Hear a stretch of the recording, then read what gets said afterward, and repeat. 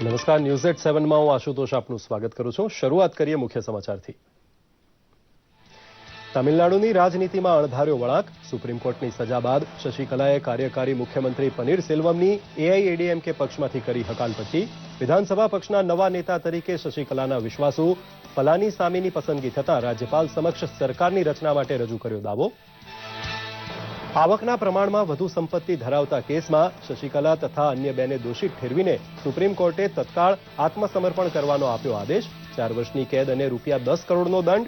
તમિલનાડુના મુખ્યમંત્રી બનવાનું શશિકલાનું સ્વપ્ન રોળાયું.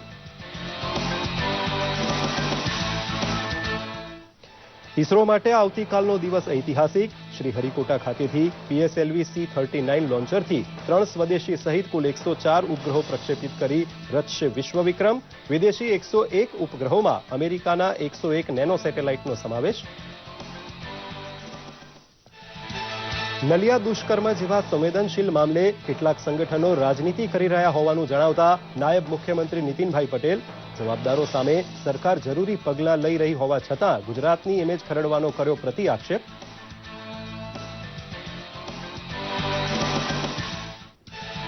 વડોદરાની SSG હોસ્પિટલના કેદી વોર્ડમાંથી ભાગી છૂટેલા 2 કેદીઓને પકડવાના ચક્રો ગતિમાન કરતી પોલીસ. ખૂન અને બળાત્કારના ગુનેગાર બંને કેદીઓ ગઈ રાત્રે બારીની ગ્રીલ કાપી 12 ફૂટ ઊંચેથી કૂદીને થયા હતા ફરાર. પોલીસ ડોગ સ્ક્વોડ અને FSLની લઈ રહી છે મદદ. રાજકોટના ખોડિયારનગર વિસ્તારમાં બોમ્બ મળી આવતા ચકચાર. બોમ્બ સ્ક્વોડે સ્થળ પર પહોંચી ટાઈમર બોમ્બ ડિફ્યુઝ કરતા લોકોએ લીધો રાહતનો શ્વાસ. ટાઈમર સાથે બાઇકની બેટરી અને 20 જિલેટિન સ્ટિક સાથેનો બોમ્બ કોણે મૂક્યો એ અંગે પોલીસ કરી રહી છે ઝીણવટભરી તપાસ. ગુજરાત સહિત દેશભરમાં પ્રેમની અભિવ્યક્તિના વેલેન્ટાઇન ડેની ધૂમ. અમદાવાદમાં મેયરે સ્વચ્છતા કાર્યક્રમમાં ઉપસ્થિત રહી આ દિવસની કંઈક વિશિષ્ટ રીતે કરી ઉજવણી. તો રાજપીપળાની એક કોલેજના વિદ્યાર્થીઓએ પર્યાવરણ અને ઐતિહાસિક વારસાના જતન માટે લીધા સંકલ્પ. અને ઓસ્ટ્રેલિયા સામેની ટેસ્ટ શ્રેણીની પ્રથમ 2 મેચ માટે બાંગ્લાદેશ વિરુદ્ધની વિજેતા ટીમને યથાવત રાખતા પસંદગીકારો. ગુજરાતના રવિન્દ્ર જાડેજા, ચેતેશ્વર પૂજારા તથા હાર્દિક પંડ્યાને ફરી એક તક. વિજયની હારમાળાના પગલે ટીમ ઇન્ડિયાનો જુસ્સો બુલંદ.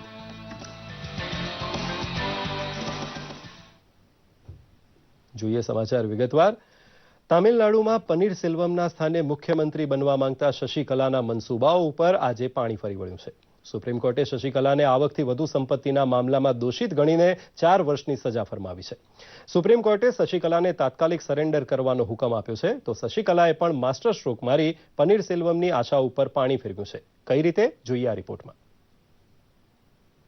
શશિકલાની સામે આવક કરતા વધુ સંપત્તિના મામલે સુપ્રીમ કોર્ટ દ્વારા મહત્વનો ચુકાદો આપવામાં આવ્યો છે, જેમાં 2 જજોની બેન્ચે ટ્રાયલ કોર્ટના ચુકાદાને યથાવત રાખતા શશિકલાને 4 વર્ષની જેલની સજા સાથે ₹10 કરોડનો દંડ ફટકારવામાં આવ્યો છે. આ ચુકાદા બાદ શશિકલાનું તામિલનાડુના મુખ્યમંત્રી બનવાનું સ્વપ્ન તો રોળાઈ જ ગયું છે. સાથોસાથ કોર્ટના આદેશ બાદ હવે શશિકલા 10 વર્ષ સુધી ચૂંટણી પણ નહીં લડી શકે. Complaint was made by Subramanian Swamy, and judiciary had a very tough time with these master criminals, and it had taken 19 years to come to this day when the corruption in this country will be rooted out by the order of the Supreme Court. The Supreme Court, by affirming the order of Michael Kunha, has established that corruption will not be accepted in this country, and Michael Kunha had made a very historic judgment, and Supreme Court had accepted the judgment and set aside the Karnataka High Court judgment, and today is a great day against corruption. જો કે આ બધાની વચ્ચે શશિકલા કોઈપણ કિંમતે બળવો કરનારા કાર્યકારી મુખ્યમંત્રી O પનીરસેલ્વમના હાથમાં સત્તા જવા દેવા ઈચ્છતા નથી. આ બાબતના સંકેત ત્યારે સ્પષ્ટ દેખાઈ આવ્યા જ્યારે O પનીરસેલ્વમનું પાર્ટીનું પ્રાથમિક સભ્યપદ રદ કરવાની જાહેરાત કરવામાં આવી અને પલાનીસામીને AIADMKના ધારાસભ્યોના જૂથના નેતા બનાવી દેવાયા. પલાનીસામીએ ગવર્નરને મળીને સરકાર બનાવવાનો દાવો રજૂ કર્યો હતો.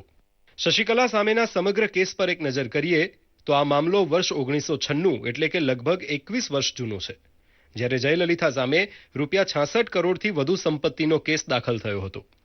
આ કેસમાં જયલલિતા સાથે શશિકલા અને તેમના 2 સંબંધીઓને પણ આરોપી બનાવવામાં આવ્યા હતા. શશિકલા સામેનો કેસ નીચલી કોર્ટથી લઈ સુપ્રીમ કોર્ટ સુધી પહોંચ્યો હતો. ત્યારબાદ આ કેસમાં 27 સપ્ટેમ્બર 2014માં બેંગલુરુની વિશેષ કોર્ટે જયલલિતાને 4 વર્ષની સજા ફટકારી હતી. આ સિવાય જયલલિતાને ₹100 કરોડનો દંડ પણ ફટકારાયો હતો. આ જ કેસમાં શશિકલા અને 2 સંબંધીઓને પણ 4 વર્ષની સજા સાથે 10-10 કરોડનો દંડ ફટકારવામાં આવ્યો હતો. આ ચુકાદા બાદ ચારેયને જેલ જવું પડ્યું હતું. જો કે વિશેષ કોર્ટ બાદ સમગ્ર મામલો કર્ણાટક હાઈકોર્ટમાં પહોંચ્યો હતો. કર્ણાટક હાઈકોર્ટે 11 મે 2015ના રોજ પુરાવાના અભાવે ચારેયને છોડી મૂક્યા હતા.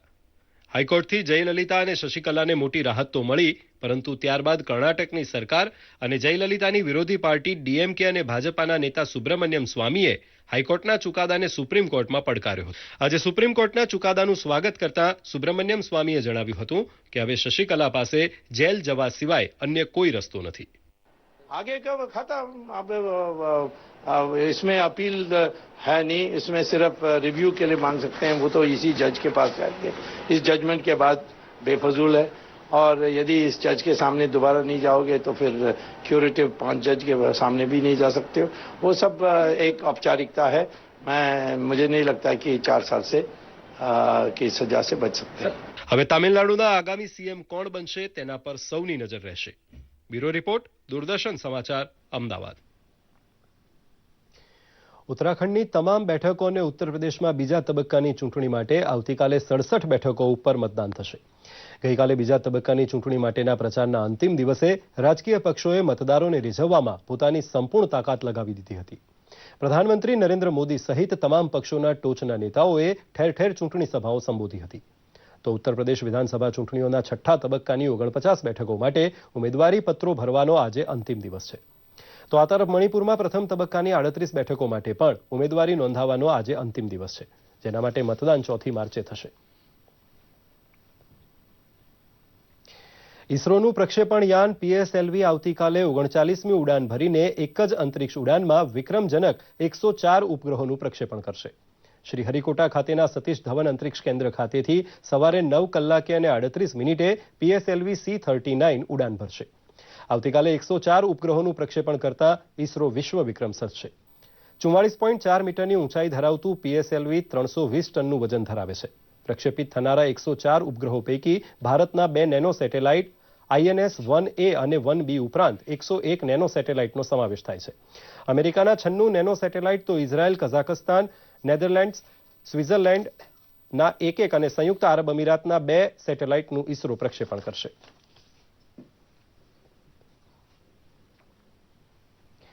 ગુજરાતમાં બનેલી સંવેદનશીલ ઘટનાને કેટલાક સંગઠનો વરવા સ્વરૂપે રજૂ કરી રહ્યા છે તેવો આક્ષેપ કરતા નાયબ મુખ્યમંત્રી નીતિનભાઈ પટેલે જણાવ્યું છે કે નલિયાની ઘટનામાં સંવેદનશીલ રીતે રાજ્ય સરકાર તપાસ કરી દોષિતોને યોગ્ય સજા અપાવવા પ્રયત્નશીલ છે, ત્યારે ગમે તેવા આક્ષેપો કરી પીડિતા પ્રત્યે સહાનુભૂતિ દર્શાવવાના બદલે અયોગ્ય નિવેદનો કરાય છે તે નિંદનીય છે. સર્વાંગ રીતે સરકાર આ મુદ્દાને ગંભીરતાથી જોઈ રહી છે, ત્યારે આવા મનગઢંત આક્ષેપો ક્ષોભનીય છે. એની તપાસ કરવા માટે રાજ્ય સરકારનો ગૃહ વિભાગ, ગૃહમંત્રીશ્રી અને મુખ્યમંત્રીશ્રી દરરોજ એનું મોનિટરિંગ કરી રહ્યા છે. એ કેસની કડક રીતે તપાસ કરવામાં આવે. જે આક્ષેપિતો છે કે જેમના ઉપર યુવતીએ ફરિયાદ કરી છે એવા કોઈ પણ વ્યક્તિઓ કાયદાની છટકબારીનો લાભ લઈને સહેજ પણ છટકી ના શકે એ પ્રકારે રાજ્ય સરકાર તરફથી કડક કાર્યવાહી કરવામાં આવી રહી છે. ત્યારે સ્વાભાવિક છે કે આપણે બધા જ ગુજરાતીઓ આ બનાવને વખોડી કાઢીએ છીએ. વડોદરાની એસએસજી હોસ્પિટલના કેદી વોર્ડમાંથી મર્ડર અને બળાત્કારના પાકા કામના 2 કેદીઓ ફરાર થઈ જતા પોલીસ તંત્રમાં દોડધામ મચી છે. કેદીઓને વોર્ડ નંબર 13માં દાખલ કરાયા હતા. આ બંને કેદીઓ વોર્ડના ટોયલેટની લોખંડની ગ્રીલ કાપી 12 ફૂટ જેટલી ઊંચાઈએથી કૂદી ફરાર થઈ ગયા છે.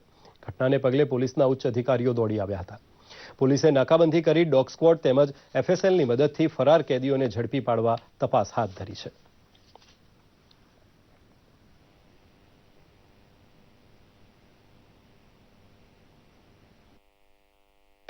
બાથરૂમનો જે સળિયો છે એ કાપી અને ભાગી ગયેલાની હકીકત જાણેલ છે. અત્યારે 100 પ્લેટ મળી છે એવી હકીકત. પોલીસ બંદોબસ્ત જે રીતે ગાર્ડ રાખવામાં આવે તે ગાર્ડ રાખવામાં આવેલ હતી.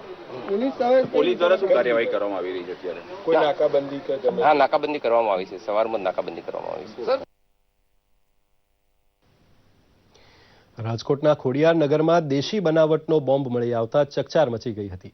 બોમ્બ મુકાયો હોવાની બાતમી મળતા જ રાજકોટ પોલીસ અને બોમ્બ સ્ક્વોડ ઘટના સ્થળે પહોંચી ગયા હતા. બોમ્બ સ્ક્વોડે સ્થળ પર પડેલું બોક્સ ખોલતા તેમાં ટાઈમર, બાઇકની બેટરી અને 20 જિલેટિન સ્ટિક્સ જોવા મળ્યા હતા. બોમ્બ સ્ક્વોડે ગણતરીની મિનિટોમાં જ તમામ વાયરિંગ છૂટું કરીને દેશી બનાવટનો બોમ્બ ડિફ્યુઝ કર્યો હતો. જીવતો બોમ્બ મળી આવવાની વાત વાયુવેગે ફેલાઈ જતા સ્થળ પર લોકોના ટોળા એકઠા થઈ ગયા હતા. દેશી બોમ્બ કોણે મૂક્યો, બોમ્બની માહિતી કયા શખ્સ મારફતે પોલીસ સુધી પહોંચી તે સહિતના મુદ્દે ઝીણવટપૂર્વકની તપાસ થઈ રહી છે.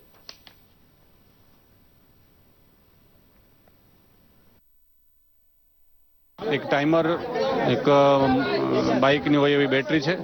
આ ઉપરાંત જિલેટીની 2 સ્ટિક મળી છે અને ઉપરાંતમાં એક્સપ્લોઝિવ બાબતે હાલ તપાસ ટીમ છે એ તપાસ કરી રહી છે. શહેરમાં પોલીસ કમિશનર શ્રી સાહેબની સૂચનાથી અલગ અલગ ટીમો કાર્યરત છે. એસઓજી, BDDS, ક્રાઇમ બ્રાન્ચ, આ ઉપરાંતની શહેર પોલીસની અલગ અલગ ટીમો છે. આ બાબતે કેવા સંજોગોમાં ક્યાંથી આવી શકે અથવા તો ક્યારથી આ પડેલો છે, આ બાબતે હાલ તપાસ છે એ હાથ ધરેલ છે. અમારા સિનિયર અધિકારી છે એટલે વધારે કહી નહીં શકું. હું પછી જ્યારે નિરાકરણ થશે ત્યારે લેબોરેટરી મોકલી કયા પ્રકાર ત્યારે અમે વિસ્તૃત બતાવશું. બેટરી છોડા અટક મારા કોન્સ્ટેબલે બહુ જાનના જોખમે સારું કામ કરેલ છે. હા, એટલે 100 મીટરમાં એની અસર થઈ શકે, 2 મકાન પણ પાડી શકે. નાર્કોટિક્સ કંટ્રોલ બ્યુરોની ટીમે શામળાજી આશ્રમ ચોકડી નજીક એક શંકાસ્પદ કારને આંતરીને તેની તપાસ કરતા 6 કિલો ચરસનો જથ્થો મળી આવ્યો હતો. અધિકારીઓએ 3 વ્યક્તિની ધરપકડ કરી હતી. ચરસના જથ્થાની કિંમત આંતરરાષ્ટ્રીય બજારમાં 7 લાખ થવા જાય છે. બ્યુરોના વડા હરિઓમ ગાંધીએ જણાવ્યું હતું કે 3 આરોપી પૈકી અસલમ શેખ છેલ્લા કેટલાય વર્ષોથી કેફી દ્રવ્યોની હેરાફેરીમાં સંડોવણી ધરાવે છે. તે કાશ્મીરથી નેટવર્ક સંચાલન કરે છે.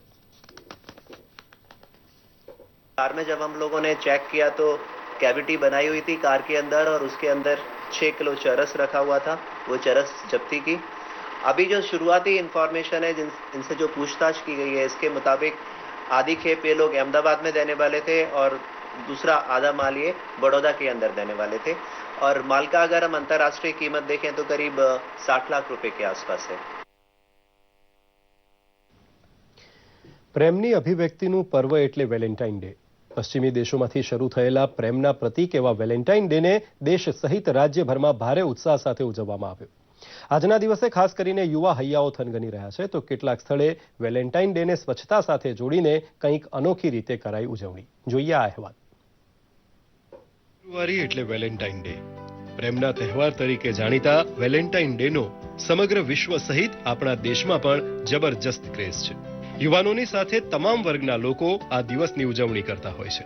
અમદાવાદ શહેરમાં પણ વેલેન્ટાઇન ડે નિમિત્તે ગિફ્ટ શોરૂમમાં યુવાઓએ પોતાના પ્રિય પાત્ર માટે અવનવા કાર્ડ, ચોકલેટ્સ, સોફ્ટ ટોયઝ અને બુકે વગેરેની ધૂમ ખરીદી કરી હતી. અમે નોર્મલી તો આમ સેલિબ્રેટ કરીએ જ છે વેલેન્ટાઇન ડે ફ્રેન્ડ્સ ગ્રુપ સાથે, બટ આ વખતે કંઈક ઓર નવું કર્યું. જેમ કે અમે બેગર્સને ગિફ્ટ્સને બિસ્કિટ્સ આમ તેમ આપ્યું. અમે અમારા ગ્રુપ સાથે રોજ સેલિબ્રેટ તો કરતા જ હોઈએ છીએ કોલેજમાં, કેમ્પસમાં. તે બદલ અમે ફૂટપાથ પર સૂતેલા વ્યક્તિઓ સાથે આપ લે કરી તેમના વિચારો લીધા. જે ઉંમરલાયક છે એ પોતાના છોકરાઓ માટે એના માટે ટેડી છે, ટોયઝ છે, એ બધું પરચેસ કરવા માટે આવે છે. અને પ્લસ ગરીબો માટે પણ રમકડા અહીંયાથી લઈ જાય છે કે એ લોકો એની સાથે વેલેન્ટાઇન ડે મનાવે છે. તો વેલેન્ટાઇન ડેની ઉજવણી કરવામાં આપણા જવાનો પણ કેમ બાકાત રહે. બીએસએફના કમાન્ડરે પણ પોતાની પત્ની સાથે વેલેન્ટાઇન ડેની ઉજવણી કરી પત્નીને મનપસંદ ગિફ્ટ આપી હતી. દર વર્ષે 14 ફેબ્રુઆરીએ હું મારી વાઈફને, હવે મારી વાઈફ છે, પહેલા મારી ગર્લફ્રેન્ડ હતી, અને હું દર વર્ષે વેલેન્ટાઇન ડે પર કંઈક ને કંઈક સરસ ગિફ્ટ આપતો રહું છું, સરપ્રાઈઝ આપતો રહું છું. અને આજે અમે હસબન્ડ વાઈફ છે તો બી આજે અમને એમ થયું કે અમારે વેલેન્ટાઇન ડે હજુ બી સેલિબ્રેટ કરવો જોઈએ, એટલે આજે હું એને એની ચોઇસનું કંઈક ગિફ્ટ અપાવવા લઈને આવ્યો છું. અમદાવાદના મેયર ગૌતમ શાહે વેલેન્ટાઇન ડેની કંઈક અનોખી રીતે ઉજવણી કરી. મેયરે શહેરના ગુરુકુળ વિસ્તારમાં સ્વચ્છતા કાર્યક્રમ અંતર્ગત ચાલો સ્વચ્છતાને કરીએ પ્રેમ સ્લોગન સાથે સ્વચ્છતા રાઉન્ડ લીધો હતો, જેમાં ગુરુકુળ વિસ્તારમાં આવેલી 30 જેટલી સોસાયટીની મુલાકાત લઈને શહેરને સ્વચ્છ અને સુંદર બનાવવા મેયરે અપીલ કરી હતી. સ્વચ્છતાની પ્રતિજ્ઞા લઈને અમે 300 મીટર સફાઈ કરીને પછી સ્વચ્છતા રેલી આરંભ કર્યો છે. જુદી જુદી 29 સોસાયટીમાં લગભગ 2.5 થી 3 કિલોમીટરમાં અમે અત્યારે ફરી રહ્યા છે અને લોકોનો ખૂબ ઉત્સાહ મળી રહ્યો છે. લોકોને અમે અપીલ કરી રહ્યા છે કે આવો આપણે સાથે મળીને અમદાવાદને સ્વચ્છ અને સુંદર બનાવીએ. રાજપીપળાની MR આર્ટ્સ એન્ડ સાયન્સ કોલેજના વિદ્યાર્થીઓએ અને શિક્ષકોએ કેટલાક સંકલ્પ લઈને વેલેન્ટાઇન ડેની ઉજવણી કરી હતી. પર્યાવરણ મુદ્દે તમામ લોકોએ મહિનામાં 2 દિવસ સાયકલ પર કોલેજ આવવાની સાથે મહિને 1 દિવસ રાજવીની ઐતિહાસિક પ્રતિમાઓ અને સંકુલોની સફાઈ કરવાના પણ સંકલ્પો લીધા હતા. સ્ટાફ મિત્રો, અધ્યાપકો, કર્મચારીઓ અને વિદ્યાર્થીઓ પર્યાવરણની જાગૃતિ માટે અને સ્વાસ્થ્ય માટે મહિનામાં 2 વાર સાયકલ લઈને આવવાનું નક્કી કર્યું છે. કે અમે અમારા અધ્યક્ષાપક શ્રી કોલેજના શ્રી રત્નસિંહજી મહિડાને ફૂલ અર્પણ કરીને એમની સાથે એક મિત્રતાનો એકરાર કર્યો છે અને એવું સાબિત કરીએ છીએ કે મિત્ર ખાલી ક્લાસમેટ્સ કે મેલ ફિમેલ જ નહીં, આપણા ગુરુ પણ આપણા મિત્ર બની શકે. પ્રેમની લાગણીની અભિવ્યક્તિ માટે પ્રસ્થાપિત થયેલા વેલેન્ટાઇન ડેની ઉજવણી માટે લોકોમાં ભારે ઉત્સાહ જોવા મળ્યો હતો. બ્યુરો રિપોર્ટ, દૂરદર્શન સમાચાર, અમદાવાદ. સેલવાસ ખાતે ઉચ્ચ વિજ્ઞાન અને ટેકનોલોજી શિક્ષણ આપતી વખતે કઈ શબ્દાવલીનો ઉપયોગ કરવો તે વિષયક 2 દિવસીય રાષ્ટ્રીય સંગોષ્ઠી કાર્યક્રમ યોજાઈ ગયો. વૈજ્ઞાનિક અને તકનીકી શબ્દાવલી આયોગ માનવ સંસાધન મંત્રાલય દ્વારા આયોજિત આ સંગોષ્ઠી કાર્યક્રમમાં દમણની વિવિધ શાળા અને કોલેજોના 100 જેટલા શિક્ષકોએ ભાગ લીધો હતો. શિક્ષકોને કાર્યક્રમમાં તજજ્ઞોએ વિજ્ઞાન અને ટેકનોલોજીના વિષયો ભણાવતી વખતે કયા શબ્દોનો ઉપયોગ કરવો જોઈએ તે વિષયક માર્ગદર્શન આપ્યું હતું. કાર્યક્રમમાં વૈજ્ઞાનિક અને તકનીકી શબ્દાવલી પંચના અધ્યક્ષ પ્રોફેસર અવિનાશ કુમાર, માનવ સંસાધન મંત્રાલયના અધિકારી જયવંતસિંહ રાવત અને સ્થાનિક અધિકારીઓ પણ ઉપસ્થિત રહ્યા હતા.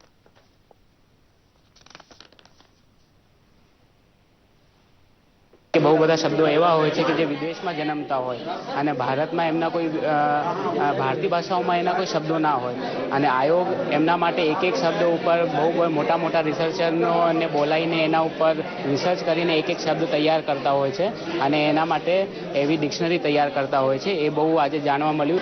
आयोग ने जो अभी समापन सत्र में जो सर्टिफिकेट दिए गए हैं वो इस माध्यम से दिए गए कि उस सर्टिफिकेट में तकनीकी शब्दावली में से जो प्रोग्राम होते हैं उसमें पार्टिसिपेशन के लिए भाई कि आप लोग भी इस तरीके के तकनीकी शब्दावली निर्माण में भाग ले सकते हैं. इससे न केवल यहाँ के अध्यापकों को और स्टूडेंट्स को भी इसमें पार्टिसिपेट करने का मौका मिला, बल्कि एक मनोबल भी बढ़ा कि आगे यहाँ के लोगों का भी पार्टिसिपेशन बढ़ेगा. પોરબંદર પંથકમાં આમ તો શિયાળામાં જીરું, ચણા, ઘઉં અને ધાણા એમ વિવિધ પાકનું વાવેતર થતું હોય છે, પરંતુ આ વર્ષે વરસાદ સારો રહેતા ખેડૂતોએ 70% ધાણાનું વાવેતર કરેલું છે. ધાણાના પાકને પિયતની જરૂરિયાત રહે છે, પરંતુ ખેડૂતોને તેનાથી તાત્કાલિક વળતરની આશા પણ હોય છે. તેને કારણે જ રાણાવાવ અને કુતિયાણા તાલુકા સહિતના 17,725 હેક્ટર જમીનમાં શિયાળુ પાક તરીકે ધાણાનું વાવેતર થયું છે. ખેડૂતોને આશા છે કે હવે ધાણાના સારા ભાવ મળશે તો વર્ષ સુધરી જશે. ધાણાનું મોટા પ્રમાણમાં વાવેતર થયેલ છે અને જો ખેડૂત ભાઈઓને સારા પ્રમાણમાં ભાવ મળે તો ખેડૂત આપણો સમૃદ્ધ બની શકે.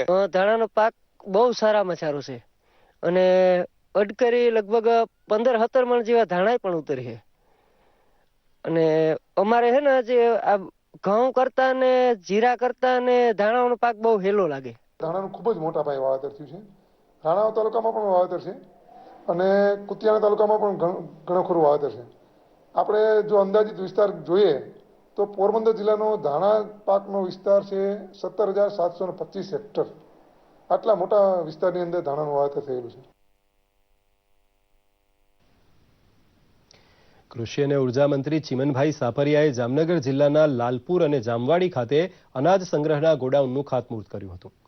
લાલપુર ખાતે અંદાજિત ₹210 લાખના ખર્ચે અને જામવાડી ખાતે અંદાજિત ₹206 લાખના ખર્ચે નાગરિક પુરવઠા નિગમના ગોડાઉનનું નિર્માણ હાથ ધરાશે.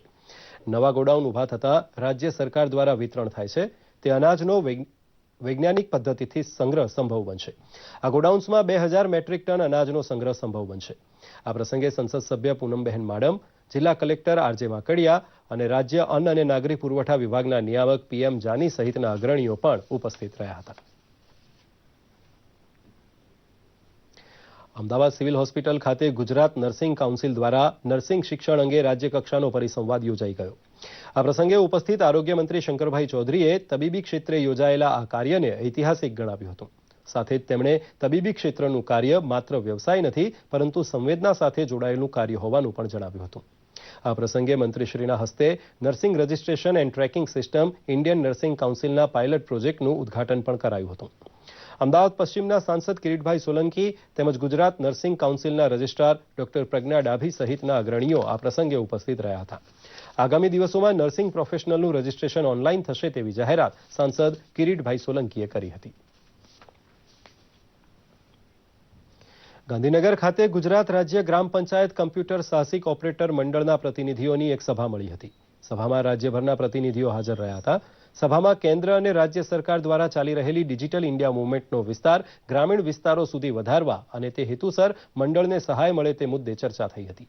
સભાના અંતે મંડળની પડતર માંગણીઓ અંગેનું આવેદનપત્ર સત્તાવાળાઓને આપવામાં આવ્યું હતું. મંડળના પ્રતિનિધિઓ ગ્રામ પંચાયતમાં 7 બારના ઉતારા, જન્મ મરણના દાખલા, વેરાની પાવતી આપવા સહિતની ભૂમિકા નિભાવે છે. મારું નામ ઠાકોર સકરાજી ગાભાજી. હું ગુજરાત રાજ્ય ગ્રામ પંચાયત કોમ્પ્યુટર સાહસિક ઓપરેટર મંડળનો પ્રમુખ છું અને અમોએ આ સભા એટલા માટે કરેલી છે કે અગાઉ અમે અમારી માંગણીઓ માટે જે ઘણા સમયથી નરેગા યોજના તેમજ રેશનિંગ કાર્ડ જે પીડીએફ અમારા 7/12 જન્મ મરણના દાખલા, આકાણી, પીડીએસ કૂપનો, વેરાની પાવતીઓ બનાવીએ છીએ. વલસાડ જિલ્લા વહીવટી તંત્ર તેમજ શ્રમ અને રોજગાર વિભાગ દ્વારા વિધાનસભાના નાયબ દંડક અજયભાઈ ચોકસીના અધ્યક્ષસ્થાને મેગા જોબ ફેરનું આયોજન કરાયું હતું, જેમાં 8,274 ઉમેદવારોએ ભાગ લીધો હતો. વિવિધ કંપનીઓ અને કોન્ટ્રાક્ટરો મળીને કુલ 178 જેટલા નોકરીદાતાઓ દ્વારા 4,732 ઉમેદવારોની પ્રાથમિક પસંદગી કરાઈ હતી. વાપીની આશાધામ સ્કૂલ ખાતે યોજાયેલા આ રોજગાર ભરતી મેળામાં વલસાડ, નવસારી અને ડાંગ જિલ્લાના યુવાનો મોટી સંખ્યામાં ઉમટી પડ્યા હતા. નોકરીદાતાઓ દ્વારા નોકરી અને એપ્રેન્ટિસ અંગેના પ્રમાણપત્રો મહાનુભાવોના હસ્તે એનાયત કરાયા હતા. સાંસદ ડોક્ટર કેસી પટેલ અને ઉમરગામના ધારાસભ્ય રમણભાઈ પાટકર તેમજ કલેક્ટર રમ્યા મોહન સહિતના આગેવાનો આ પ્રસંગે ઉપસ્થિત રહ્યા હતા. રોજગારી આપવામાં ગુજરાત દેશમાં પ્રથમ નંબરે રહ્યું હોવાનું અજયભાઈ ચોકસીએ જણાવ્યું હતું. રજીસ્ટ્રેશન કરાવ્યું છે અને રજીસ્ટ્રેશન હજી પણ ચાલુ છે. એમાંથી લગભગ 7,000 કરતાં પણ વધુ લોકોને આમાં નોકરી મળવાની છે. આ ઉપરાંત આ મેગા જોબ ફેર યોજીને સરકાર હજી આગળ ચાલવા માંગે છે. દર 3, 4, 5 મહિને અનુકૂળતા પ્રમાણે વારંવાર આવા મેગા જોબ ફેર રાજ્ય સરકારનું યોજવા માટેનું આયોજન છે. એટલે કે જે યુવાનને આની અંદર તક નથી મળવાની એવા લોકો પણ હવે પછીના નેક્સ્ટ મેગા જોબ ફેર માટે પોતાની જાતને અપડેટ કરે, પોતાની જાતને જરૂર પડે એ પ્રમાણેની ટ્રેનિંગ લે, જરૂર પડે તે પ્રમાણેની એજ્યુકેશન મેળવે. ઓસ્ટ્રેલિયા વિરુદ્ધ 4 ટેસ્ટ મેચની શ્રેણી માટેની પ્રારંભિક 2 ટેસ્ટ મેચ માટે ભારતીય ટીમની જાહેરાત થઈ ચૂકી છે.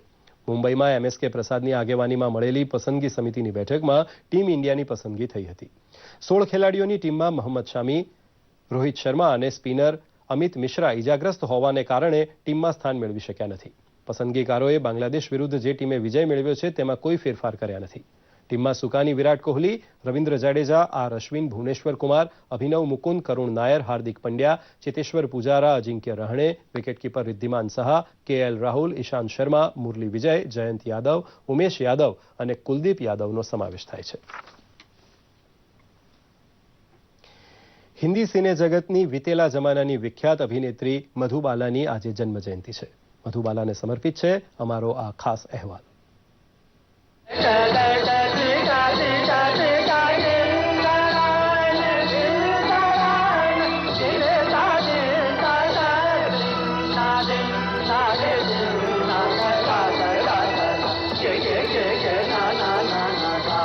કેટલાક ચહેરા હંમેશ માટે આંખોમાં વસી જાય તેવા હોય છે.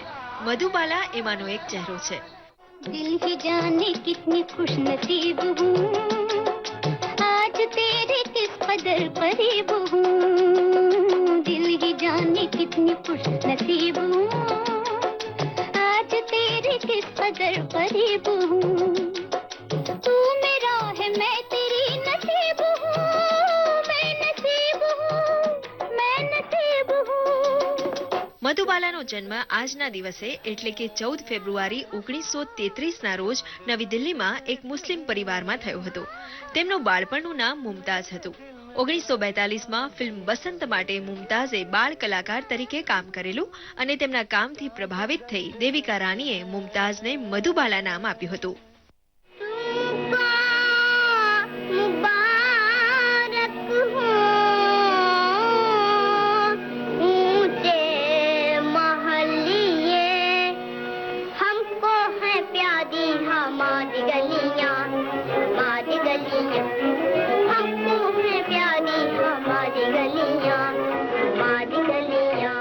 ત્યારબાદ મધુબાલાએ મહેલ, બોમ્બે ટોકીઝ, હાવરા બ્રિજ, ફાગુન, કાલા પાનીમાં અભિનય કર્યો.